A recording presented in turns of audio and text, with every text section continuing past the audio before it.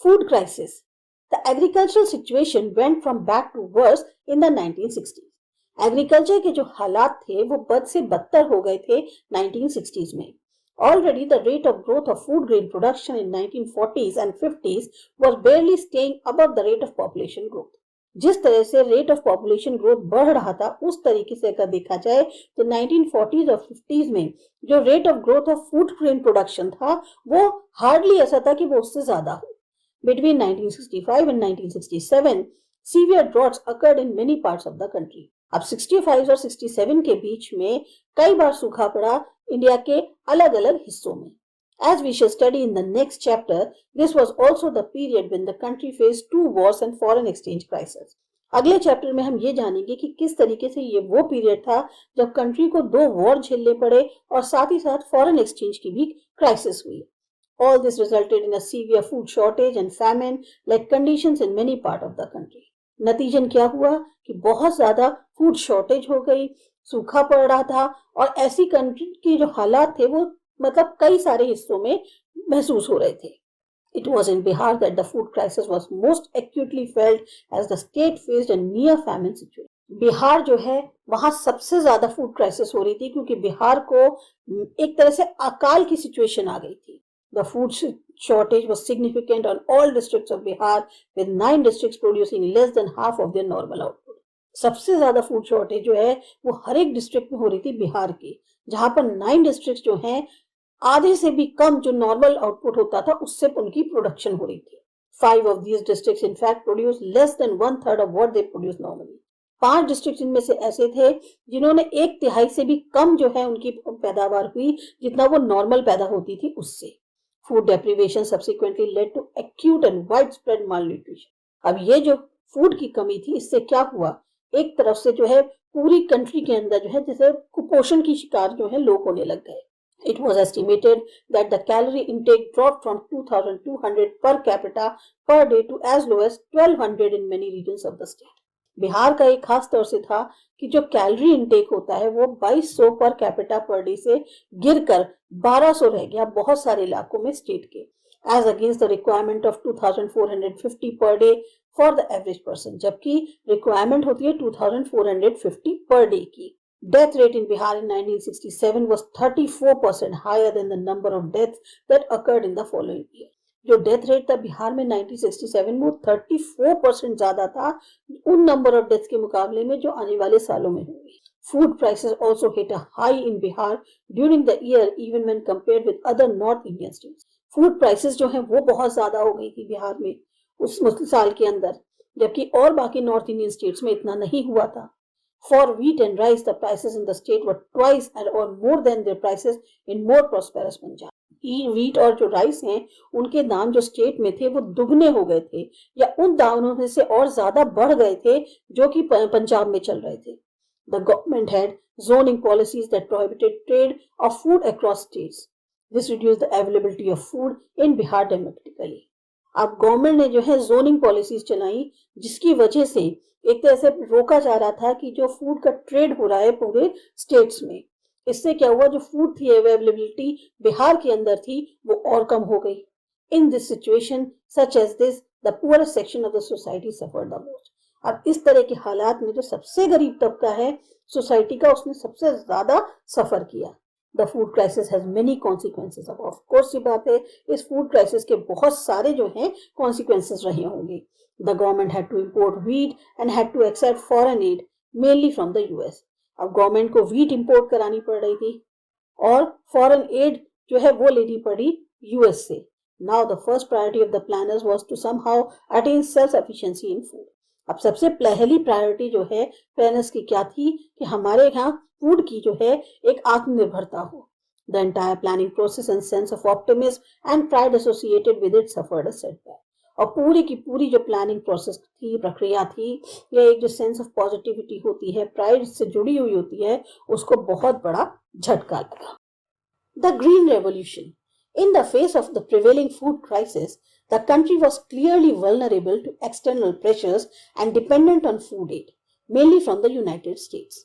अब जिस तरीके से हमारे यहाँ फूड क्राइसिस चल रही थी, तो ऑब्वियस सी बात है कि कंट्री की एक तरह से ऐसी कंडीशन थी कि उसे बाहरी दबाव झेलने पड़ रहे थे, पूरी तरह से फूड एड पर डिपेंडेंसी थी, और खास तौर से यूएस से। The US in turn pushed India to change its economic policy. अब जो यूनाइटेड स्टेट्स था, उसने जो है इंडिया को पुश किया कि तुम अपनी आर्थिक नीतियां बदलो। The government adopted a new strategy for agriculture in order to ensure food sufficiency. Government ने जो है फिर नई नीतियां अपनाई एग्रीकल्चर के लिए, ताकि हमारे यहाँ जो है फूड की जो है एक सही तरह से मात्रा हो सके। Instead of the earlier policy of giving more support to the areas and farmers that were lagging behind, now it was decided to put more resources into those areas which had already irrigation and those farmers who were already well off. अब पहले क्या था, policy जो थी कि ज्यादा से ज्यादा सपोर्ट दिया जाए उन इलाकों और किसानों को जो पीछे छूटे हुए हैं। लेकिन अब क्या डिसाइड किया गया कि ज्यादा से ज्यादा संसाधन उन इलाकों में लगाए जाएं जहां पर पहले से इरिगेशन है, या उन फार्मर्स को जो पहले से ही संपन्न है। The argument was that those who already had the capacity could help increase production rapidly in the short run. इसके लिए जो तर्क दिया गया था वो ये था कि जिसके पास ऑलरेडी कैपेसिटी है वो ज्यादा मदद कर सकता है प्रोडक्शन को बढ़ाने में और तेजी से कम समय में। Thus the government offered high yielding variety seeds, fertilizers, pesticides and better irrigation at highly subsidized price.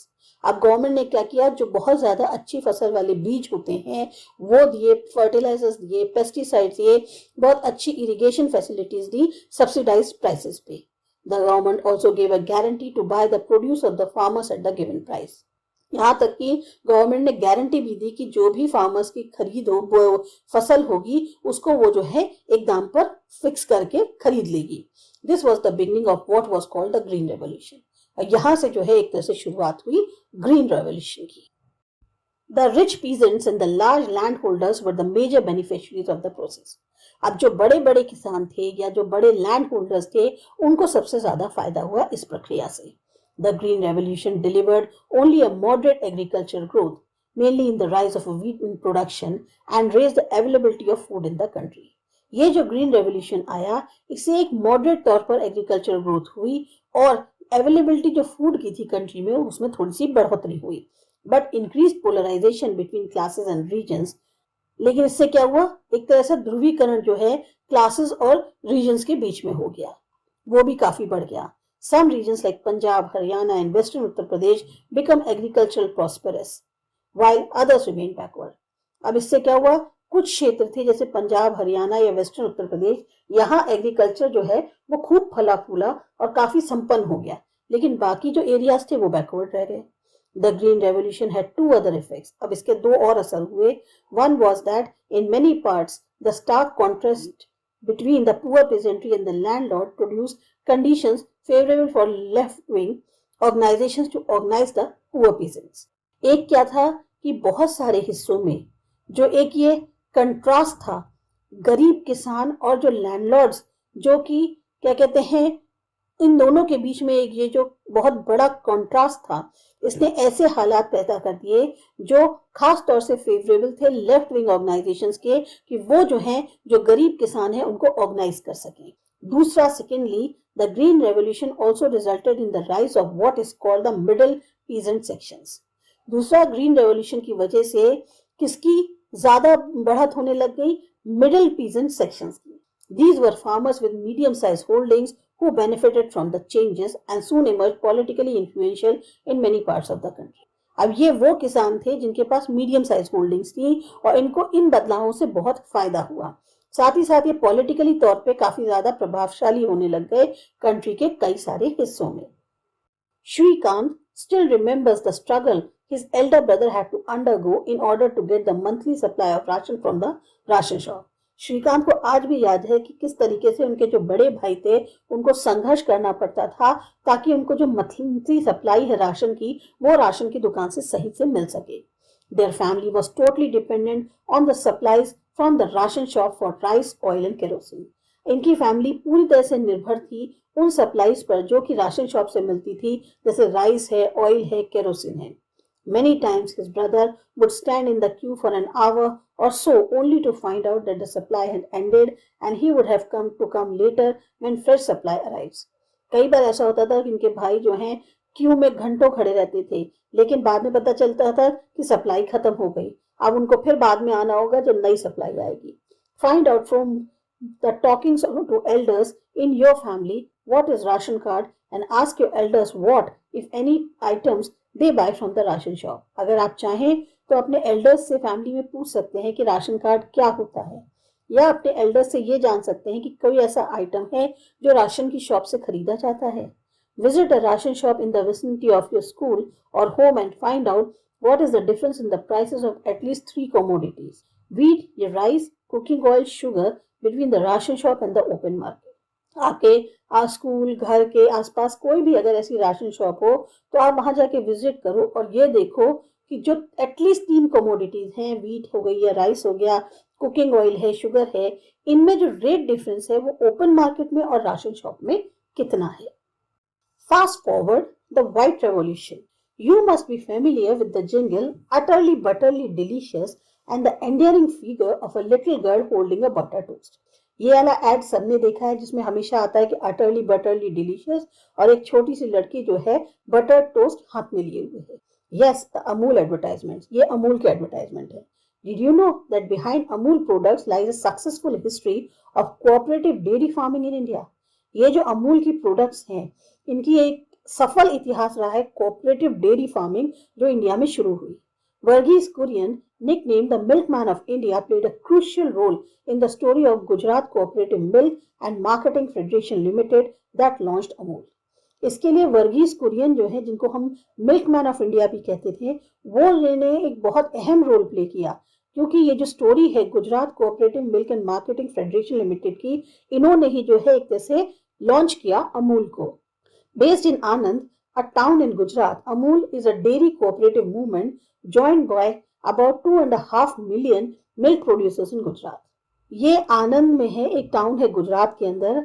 Amul जो है एक डेयरी कोऑपरेटिव मूवमेंट है जिसको ज्वाइन कर रखा है लगभग 2.5 मिलियन मिल्क प्रोड्यूसर्स जो गुजरात में है उनने। The Amul pattern became a uniquely appropriate model for rural development and poverty alleviation, spurring what has come to be known as White Revolution.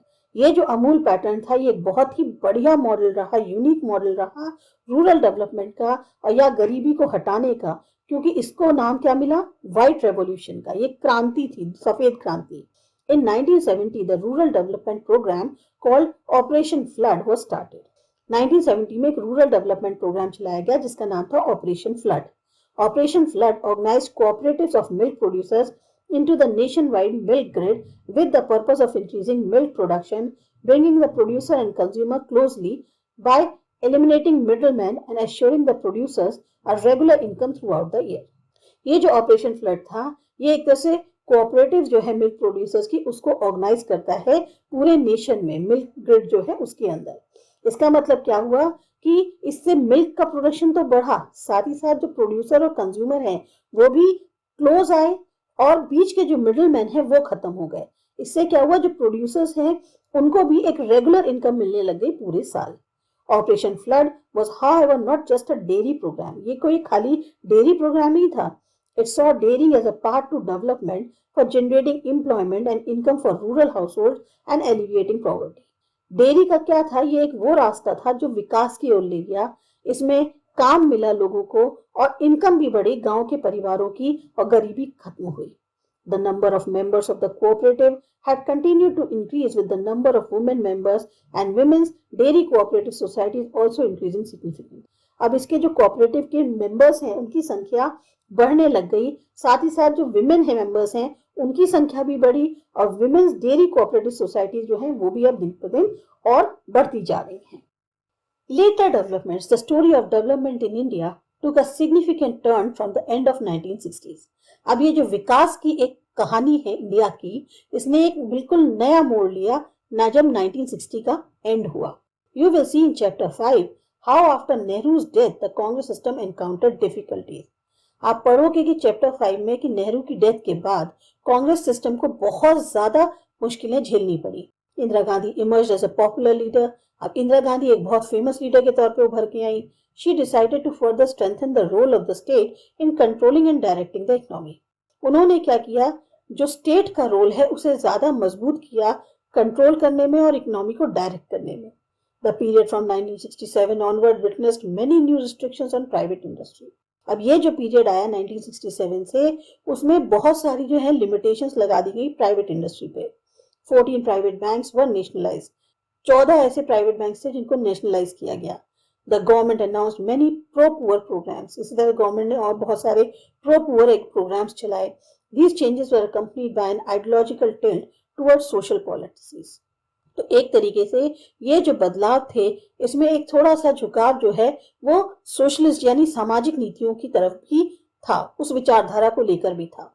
This emphasise generated heated debates within the country among political parties and also among experts. पर ये जो जोर था, इससे क्या हुआ, एक तरह से बहुत ज्यादा डिबेट्स होने लग गई कंट्रीज के अंदर, पॉलिटिकल पार्टीज में और जो एक्सपर्ट्स हैं उनमें भी।